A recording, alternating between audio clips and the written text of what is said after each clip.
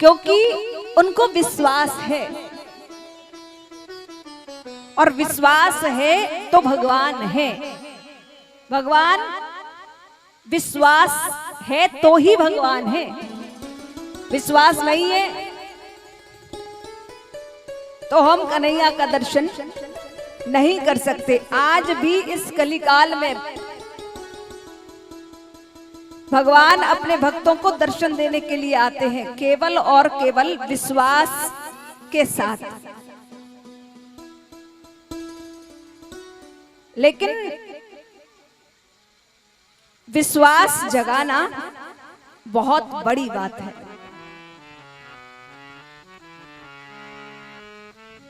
विश्वास हमको यूं ही नहीं होता, जब तक जीवन में सरलता नहीं आएगी, जब तक जीवन सरल नहीं होगा,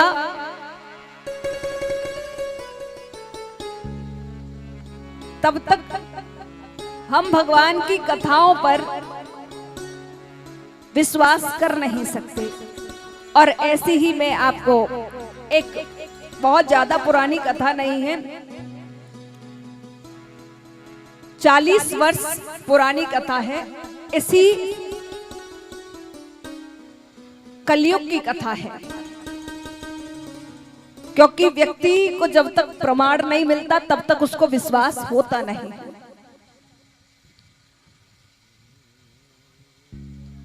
जो भगवान को पाकर पागल हो गया, उन्हीं में गल गया, वही पागल है।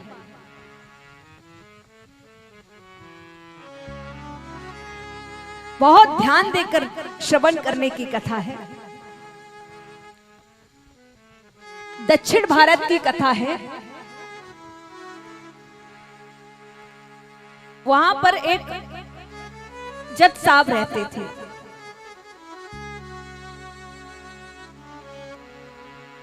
एक बार श्री राम वृंदावन में किसी ने पूछा कि आप एक बात बताओ, सब इनको जज साहब, क्योंकि थे तो भगवान के बहुत बड़े भक्त, लेकिन सब उनको इसी नाम से संबोधित करते थे, जज साहब आ रहे हैं।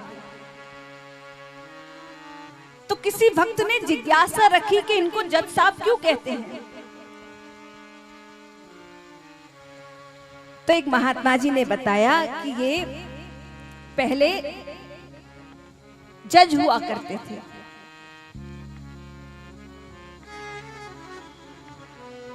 ये दक्षिण भारत के हैं। एक बार क्या हुआ कि इनके यहां एक ऐसा केस आया जिस केस ने इनकी पूरी जिंदगी को बदल दिया।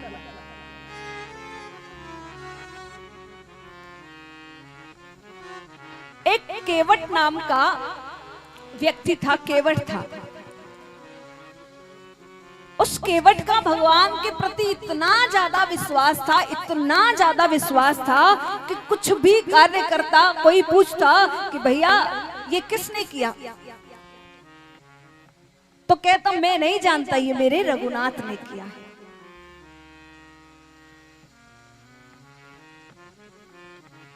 इतना ज्यादा सरल था, क्योंकि जब तक व्यक्ति सरल नहीं बनेगा तब तक हमारी लाडली जी, हमारे कन्हैया, हमारे इष्ट देव कृपा करने वाले नहीं हैं। जीवन में सरलता अति आवश्यक है। कहा जाता है कि भले ही आप डॉक्टर बन जाओ, इंजीनियर बन जाओ और कोई बड़े अधिकारी बन जाओ, लेकिन अगर आप सरल नहीं हैं तो ये सब बनना आपका व्यर्थ है।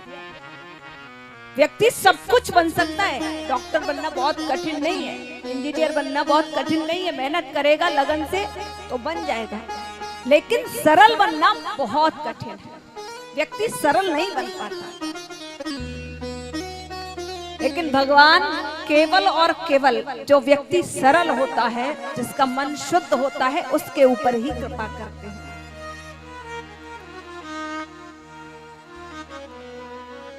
गांव वाले ने इनका नाम रख दिया भोला, क्योंकि बहुत ज्यादा भोले भाले थे, बहुत। इनके 2 पुत्र, 1 पुत्री थी। घर में बहुत ज्यादा धन नहीं था, जीवन जैसे तैसे यापन हो रहा था। पुत्री इनकी विवाह के योग्य हुई तो बालकों ने कहा कि बहन का विवाह कर दो।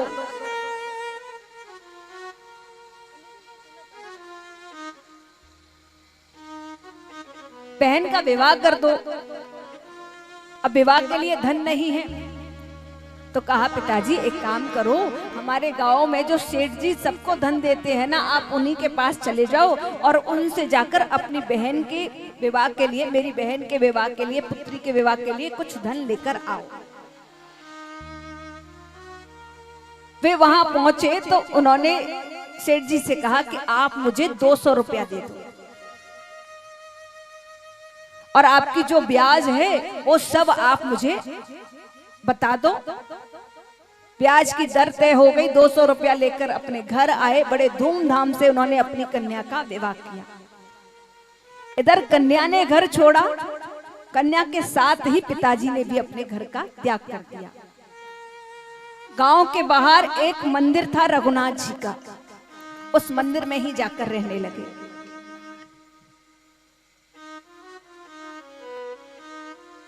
समय थोड़ा सा आगे बढ़ा, बालक उनके योग्य हो गए तो उन्होंने धन लाकर पिताजी को दिया। पिताजी ये धन लेकर आप जिन सेठ जी से लेकर आए थे उनको जाकर ये धन आप वापस करके आओ। पूरा हिसाब किताब करके उन्होंने धन दे दिया। ये ब्याज है, ये मूलधन है, आप लेकर जाओ। भोला लेकर पहुंचे सेठ जी के यहाँ। सेठ जी ये आपसे मैंने जो धन लिया था वो मैं आपको लौटाने आया हूं, ये आपका रुपया आप मुझसे ले लीजिए। बालकों ने हिसाब किताब बनाकर दिया था, सारा रुपया जाकर उनको वापस कर दिया। ये मूलधन है और ये आपकी ब्याज है, ये लो। सेठ जी ने ले लिया। लेने के बाद एक पर्चा बनाया और उस पर्चे पे लिखा मेरा और आपका हिसाब किताब बराबर। भोला राम से कहा कि भोला ये पढ़ के बताओ इस पे क्या लिखा है मैंने। भोला बोला जो भी लिखा है बढ़िया है, मैं तो पढ़ा लिखा हूं नहीं, मुझे नहीं मालूम कि आपने इस पे क्या लिखा, लेकिन रघुनाथ जी जाने।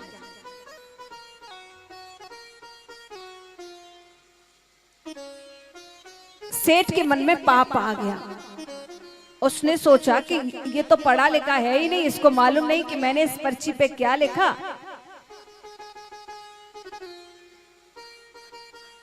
उसने भोला से कहा कि भोला जरा वहां से एक गिलास जल तो लाकर दे दो।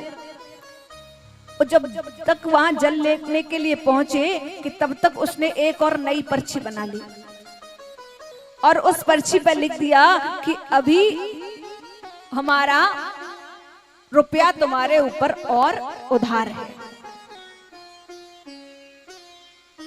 पहली वाली पर्ची रख ली और दूसरी वाली पर्ची उसके हाथ में थमा दी। वो इतना भोला है, इतना सरल है, उसने उस पढ़ा लिखा है नहीं, पर्ची को लेकर आया, पहले रघुनाथ जी के चरणों में रख दिया और फिर उसको अपनी अलमारी में उठाकर रख दिया।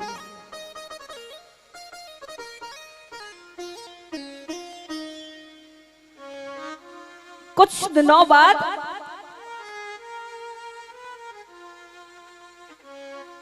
सेठ ने उनको बुलाया और बुलाने के बाद कहा कि सुनो, अभी हमारा धन तुम्हारे ऊपर शेष है, पूरा धन तुमने हमको नहीं दिया है, हमारा पूरा धन चुकाओ। उसने कहा कि मैंने तो आपको पूरा धन दे दिया, सारा हिसाब किताब तो बराबर हो गया, अब मेरे पास और धन नहीं है। मैंने तो सारा हिसाब आपने जितना कहा था मैंने उतना आपको लाकर दे दिया। सेठ ने कहा नहीं नहीं, तुझे मेरा धन तो देना पड़ेगा। 2-4 लोगों से कहा गया, ऐसे कहो हमारा धन वापस कर दे। लेकिन भोला कहता कि मैंने तो सारा धन इनका वापस कर दिया, पाई पाई आने से एक एक रुपया का हिसाब कर दिया, अब तो एक रुपया भी इनका हमारे ऊपर नहीं है। सेठ ने सोचा कि ये ऐसे मानने वाला नहीं है, उसने कोर्ट केस कर दिया। ये मुकदमा अब कोर्ट में पहुंच गया। कोर्ट की तारीख आई और उस केस के संदर्भ में भोला को बुलाया गया। भोला पहुंचे, वहां पर वही जज साहब थे। उन्होंने कहा कि आपने सेठ से धन लिया था। भोला ने कहा हाँ मैंने धन लिया था। धन वापस कर दिया? हाँ पूरा धन, आना आना मैंने इनका वापस कर दिया, जितना इन्होंने मुझसे कहा था उतना सब वापस कर दिया।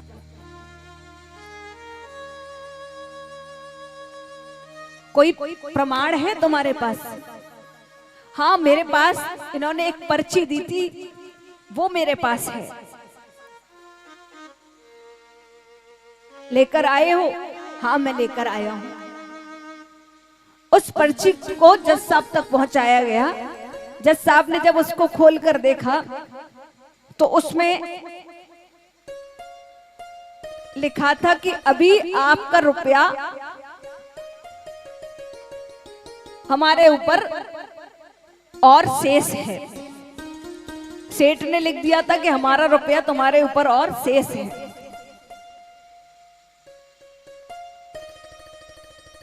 जज साहब ने पर्ची पढ़ी, कहा कि भैया इससे तो सिद्ध नहीं हुआ कि तुमने इसका धन चुका दिया, और कोई प्रमाण है? भोला वहां खड़े खड़े रोने लगा, मेरे पास तो और धन नहीं है, कोई प्रमाण याद करो, कोई उस दिन तुम्हारे साथ था, पास में था, जिसने देखा हो तुमने इसको धन दिया है। आंखें बंद करके सोचने लगा और सोचते सोचते कहने लगा हाँ मेरे रघुनाथ जी वहां थे। जज साहब को लगा कि रघुनाथ नाम का कोई व्यक्ति होगा। उन्होंने कहा कि सुनो, अगली जब केस की तारीख आएगी ना तो आप अपने गवाह को साथ लेकर आना। भोला ने कहा हाँ हाँ ले आऊंगा। अब तो जज साहब इतने सरल थे कि उनको उसके ऊपर दया आ गई, कितना भोला है। उन्होंने अपने खर्चे पर समन जारी कराया, उसके गांव तक भिजवाया कि इस बार जो केस की तारीख आएगी उस तारीख पर रघुनाथ को भी हाजिर होना है गवाही देने के लिए।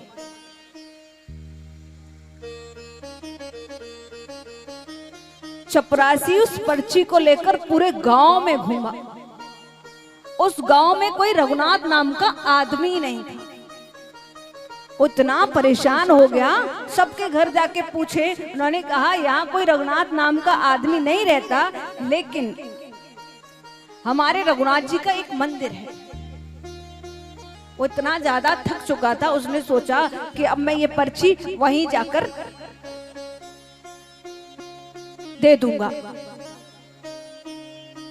उस पर्ची को लेकर पहुंचा। पंडित जी जब पूजा कर रहे थे वो सारी बात जान गए। जैसे ही पर्ची को लेकर पहुंचा तो उसने कहा कि रघुनाथ जी अंदर हैं क्या?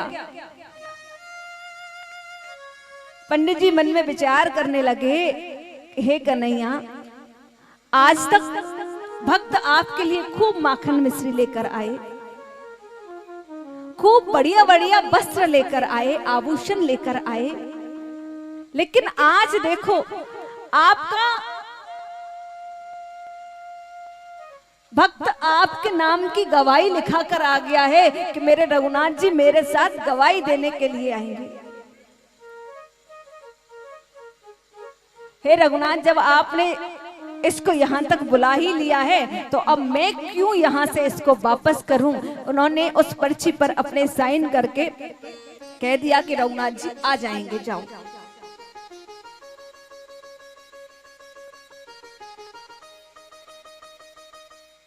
थोड़े दिन बाद केस की तारीख नजदीक आई।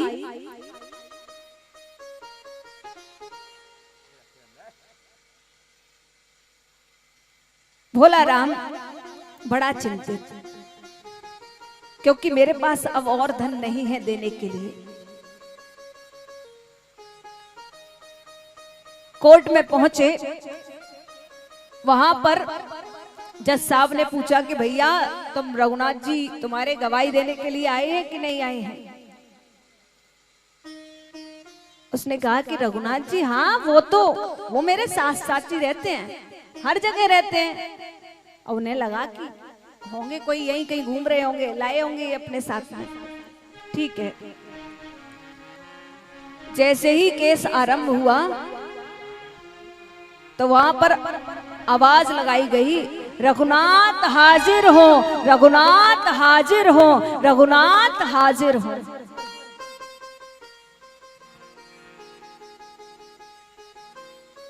भोला से कहें, भोला कहाँ है रघुनाथ? हाँ वो आते ही होंगे, आ रहे होंगे।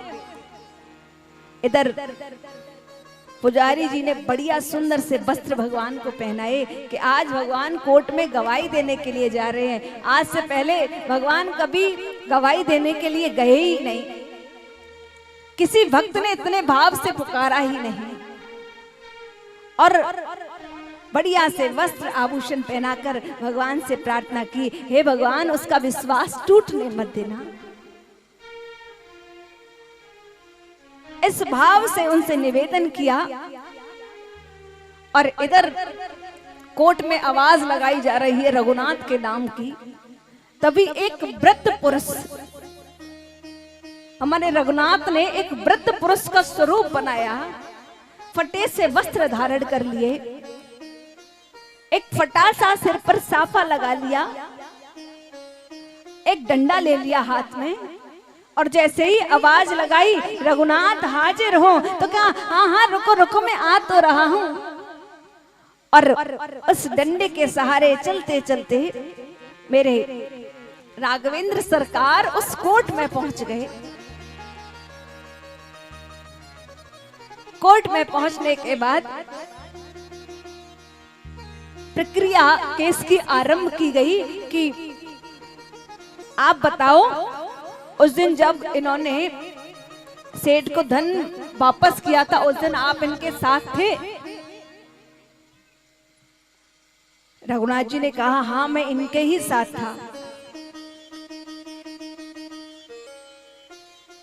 अच्छा तो कोई ऐसा प्रमाण है जिससे बिल्कुल सिद्ध हो जाए कि इन्होंने पूरा धन वापस कर दिया? तो कहा हाँ है ना। क्या?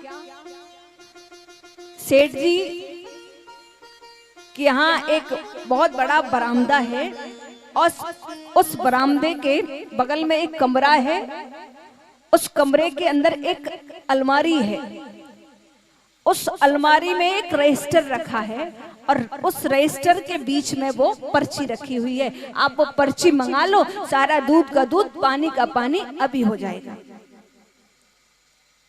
चपरासी को सेठ के साथ भेजा गया, उस पर्ची को मंगाया गया तो केस पूरा क्लियर हो गया। सेठ को सजा हो गई क्योंकि उन्होंने झूठ बोला था। और इधर हमारे रघुनाथ जी गवाही देकर वहां से चले गए। जज साहब ने भोला को अपने कक्ष में बुलाया,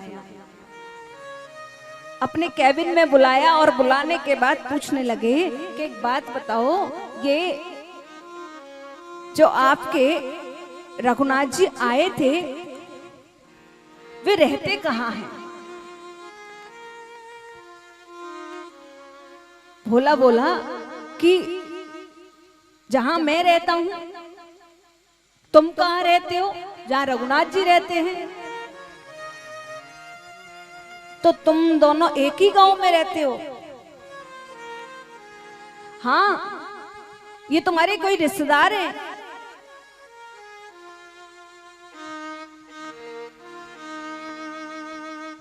बोला मन ही मन, एक तो इतने ज्यादा पढ़े लिखे और एक बिल्कुल अनपढ़।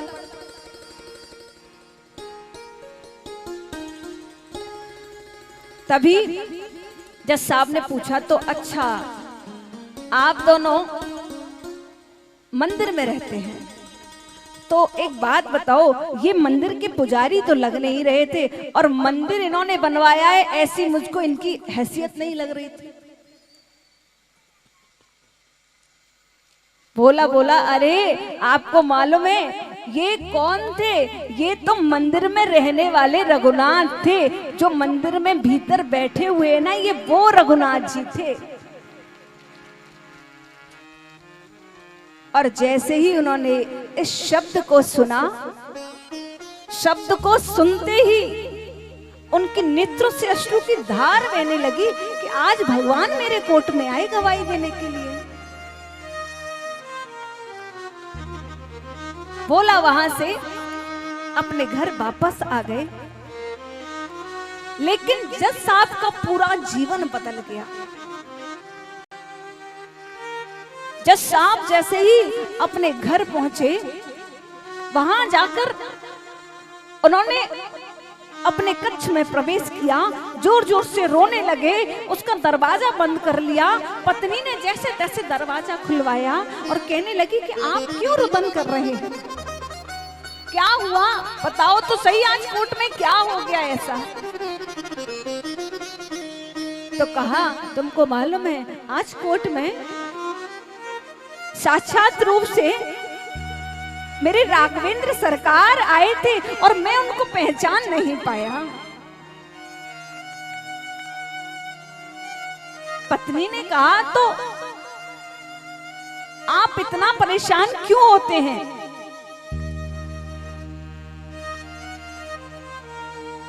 आपको तो प्रसन्न होना चाहिए कि जैसे तैसे आपको भगवान के दर्शन तो हो गए। आपको तो नाचना चाहिए, गाना चाहिए।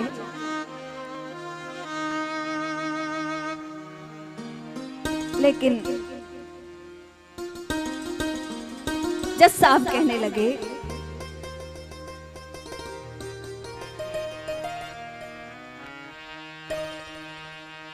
तुमको मालूम है ये कोई साधारण इंसान की बात नहीं कर रहा, मैं अपने इष्ट देव अपने रघुनाथ की बात कर रहा हूं, जो यूं ही किसी के भाव में नहीं आते हैं।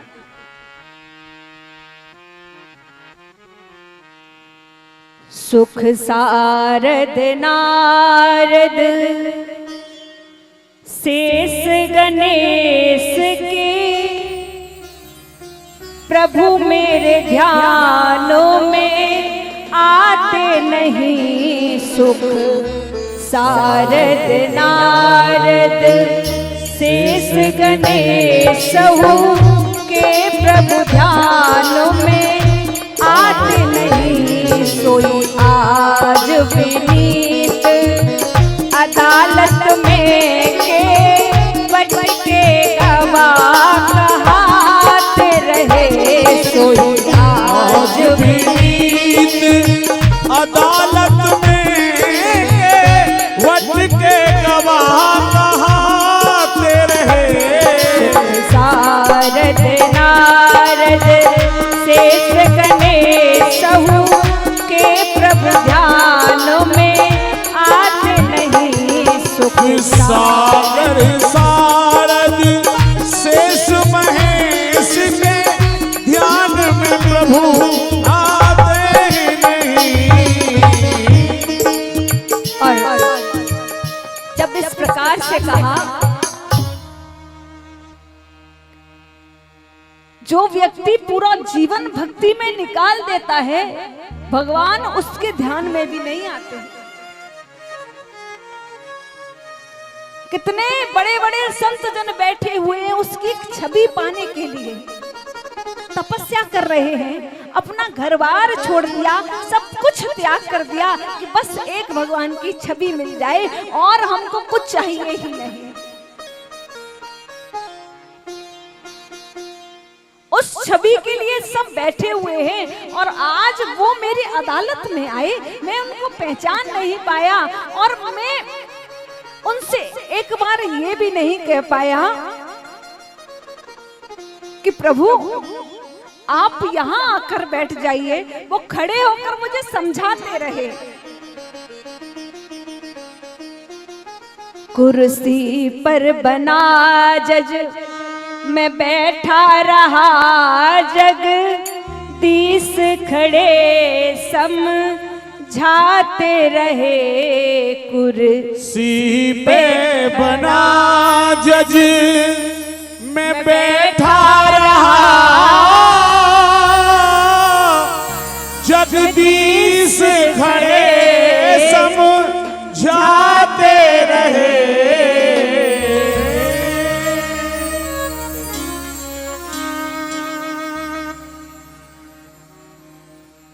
वो कह रहा कि दुख केवल मुझे एक बात का है कि मैं उनको बैठने तक की नहीं कह पाया। वो मेरे सामने खड़े रहे, मुझे समझा रहे थे, सारी बातों को बता रहे थे, एक बार भी मेरे मन में ये भाव क्यों नहीं आया। जज साहब इतने ज्यादा भाव विभोर हो गए, सोचा कि जो परमात्मा जिसकी अदालत में पूरा संसार खड़ा रहता है, आज वो मेरी अदालत में आकर खड़े रहे। सोच लिया अब और नौकरी नहीं करनी। अपनी नौकरी से उन्होंने रिजाइन कर दिया, सब कुछ त्याग दिया। अब मुझे यहां नहीं रहना, मुझे पश्चाताप करना है। सब कुछ छोड़कर श्रीधाम वृंदावन में आ गए और संतों के मुख से ऐसा सुना है कि जीवन में जब तक वो जीवित रहे कभी बैठे नहीं।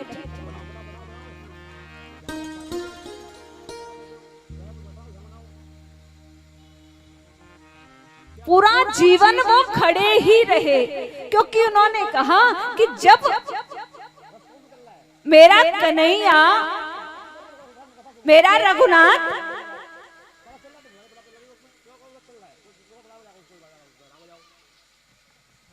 मेरे जगदीश मेरे सामने खड़े थे, तब मैंने उनको बैठने के लिए नहीं कहा, तो मैं भी बैठने का कोई अधिकारी नहीं हूं, मैं बैठूंगा नहीं। पूरा जीवन उन्होंने ऐसे ही खड़े होकर, खड़े खड़े पूरा जीवन उन्होंने अपना व्यतीत कर दिया।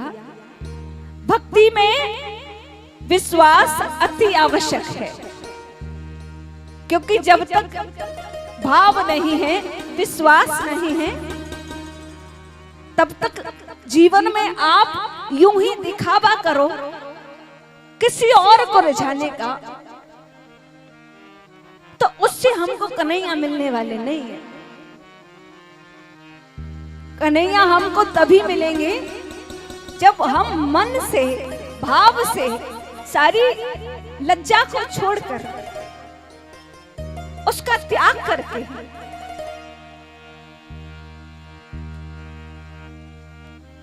भगवान से भाव से जुड़ेंगे। क्योंकि मैंने आपसे पहले भी कहा है, भगवान के पास सब कुछ है,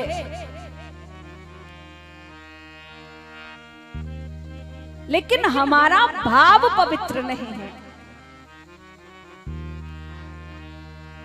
और जब तक हमारा भाव पवित्र नहीं होगा, हमारा मन पवित्र नहीं होगा, तब तक हमको भगवान का दर्शन नहीं होगा।